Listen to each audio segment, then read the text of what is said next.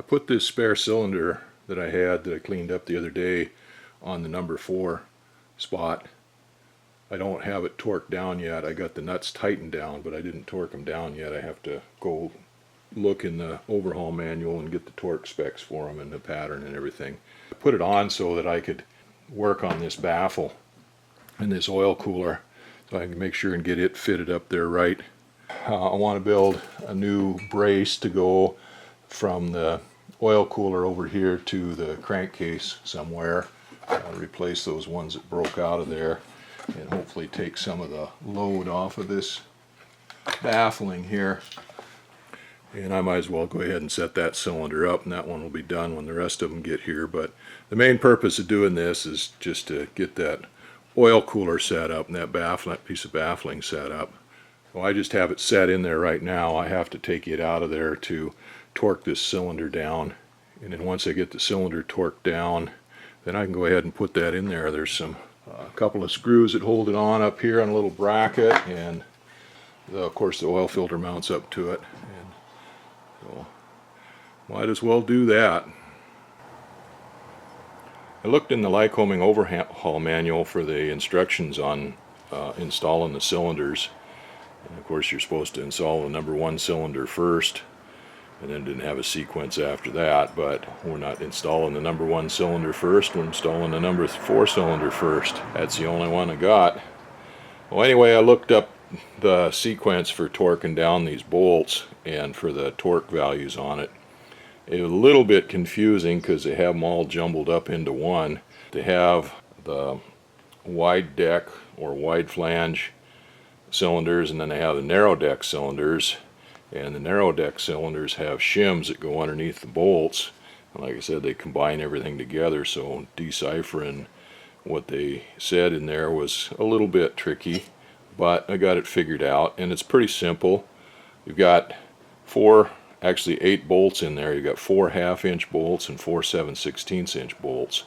So the sequence here is to tighten up the one here on the right, on the top right first, and then the bottom right second, and then third is the bottom left, and fourth is the top left.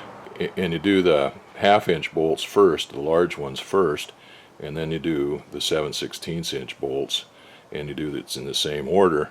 So I torque them down to 300 inch-pounds to start with, and then take the shims out. And since we don't have shims, we don't have to worry about that.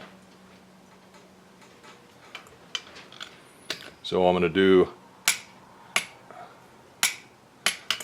there's 25 foot-pounds. It's 300 inch-pounds, which is 25 foot-pounds according to the book. There's number 2.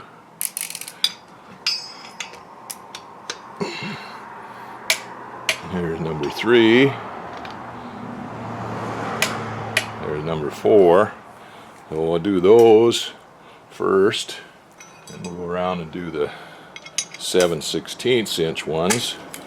Then we'll go through the same sequence and take the large bolts up to 600 inch-pounds or 50 foot-pounds, and the small ones to 420 inch-pounds or 35 foot-pounds.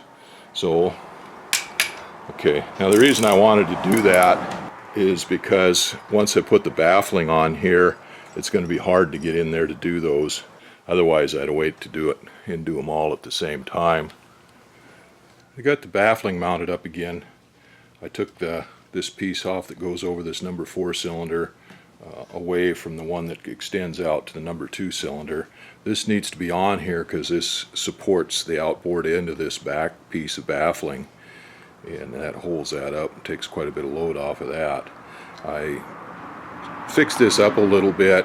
I took this piece and put some nut plates on the back of it so you don't have to, there's a big hole down in here, and we were putting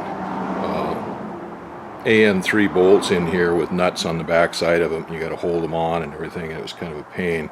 So I lined those holes up and put nut plates on them. I've got the oil cooler mounted up on there, And that still puts a lot of pressure on this baffling, this back baffling here. It's got it pulled back out of alignment by quite a bit there. Even though I've got the softer hoses on there, I got to figure out what's going on there. But I need to make some kind of a hole down for it here. There's a hole here in the back between this accessory case. I guess it's just on the back flange of the engine there. Anyway, there's a hole there for a bolt, and I'm going to try to figure out some kind of a mount there, a hole down there, put a brace in there for that to kind of take some of the load off of that and pull it back into shape. Well, it looks like I got it. Maybe, I hope. This seems like it's pretty tight in there now. Well, I got a piece of stainless steel strap. This is the same stuff that I used to make the engine mounts with over here. And there's this hole here through this rear of this engine pad here, the engine case. I put a 1/4-inch bolt through that. Then I drilled a hole in this baffling here through this doubler that I put on there. This is the old doubler, the new doubler's on the back. And I put an AN3 bolt, a 3/16 bolt through there. And I put a big fender washer, or a big washer on the back side of that to help spread that load out. But that stiffened that up, and that brought that back out where it should be. So I've got a little bit of a bend in that strap to get it over there, in what I figured was about the right position. And then I put a couple of washers between the strap and the baffling there for spacing. I thought about drilling those rivets out there, but I decided to put a couple washers in there for spacing instead. But that tightened that right up now. So hopefully that'll stay that way for a while. In a belts and suspenders sort of move, I made another brace for this baffling and this oil cooler. I had some of that strapping that I used to make the straps for the fuel tank left over, the exterior fuel tank. So I took a piece of that, cut it and bent it, and I've got it hooked in there on the engine. Probably can't see it because it's probably too bright here, but on the engine case, on the rear case have, and one of the hold down bolts on that. It had one on there before, it broke off, and then run that strap out and hooked it in to this oil cooler where it attaches to this baffling here on this one bolt. I just slid it in there between the oil cooler and the baffling, and the bolt for the baffling there will holds it on. So I had to loosen up the hold down bolts for the magneto here, the left magneto, and rotate it. I got that bolt out of there on the crankcase half. Got it out of there by jiggering it around.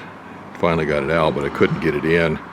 So I had to loosen up the hold down bolts for that magneto and rotate it down a little bit to get it out of the way. I marked the case there and rotated it back up to match the mark that I put on there, tightened it down, but these mags have to be timed again anyway, so it shouldn't be a big deal. Anyway, hopefully that'll help support that. That thing is pretty stiff there now, but it was with just that one brace that I put on before, that heavy one there, but that's just one spot, so this will spread the vibrations out a little bit. I ran some high temp RTV silicone gasket material in the seam there, the junction between this baffling and this engine case. That's going to serve two purposes. One purpose is to help support this baffling, take some of the tension off of it, or to help hold it on there. It will act as a binder between this baffling and the engine crankcase, and hopefully absorb some of the shock and keep it from vibrating and cracking again. And the other thing is, the purpose for this baffling is to dam up the air and force it around these cylinders to cool them. And it also forces it down in through this opening for the oil cooler to help cool the oil. So closing these little gaps up in here, even though individually none of them were very big, in total they add to a lot of escapement for the air. So that'll dam up more of that air and hopefully hold more of it in around this cylinder. This number 4 cylinder here with that oil cooler on it kind of takes a beating. It's the hot cylinder, and it doesn't get the cooling air on it that the rest of them do. Anyway, that's the idea behind it. That'll close in those gaps as well as support that baffling. Now, the last time we put this oil cooler on here, like I said, it didn't fit up right. The baffling didn't fit up right, and the oil cooler didn't fit up on there, and there was big gaps in the oil cooler. The air was flowing around. So I'd cut some of this silicone baffling material that I've got into strips, and I put a strip down here as a gasket where this oil cooler attaches here to the baffling, and then here where it comes down there was a big gap in here on the top and on the bottom, and I made a gasket there, a filler there on both the top and the bottom with some of this red silicone, orange silicone baffling material. Well, that stuff wouldn't fit in there now. This thing fits up there like it's supposed to now, and that stuff wouldn't fit in there like it did. It fits tight up against this baffling now, but there's still a gap, a little bit of a gap where air can escape around the top of this oil cooler instead of getting forced through it. So I went ahead and took some of that baffling that I had, and I just put a little bit of RTV on it so it would stay in there, and stuck it down in between the gap here on the top of this oil cooler and the bottom of the oil cooler. Help close those gaps in a little bit, so hopefully more of that air will get forced through the cooler itself. Well, I think that pretty much does it on the oil cooler and that baffling. We got that number 4 cylinder mounted up on there, and that was one of the sore spots on there, was that oil cooler. I've got the new hoses mounted up on there that aren't near as stiff as the old ones. They still put a lot of pressure on that. Got the baffling repaired and got it up there, and everything's all sealed up, so I think that's pretty good. That's a lot better than it was when it came apart.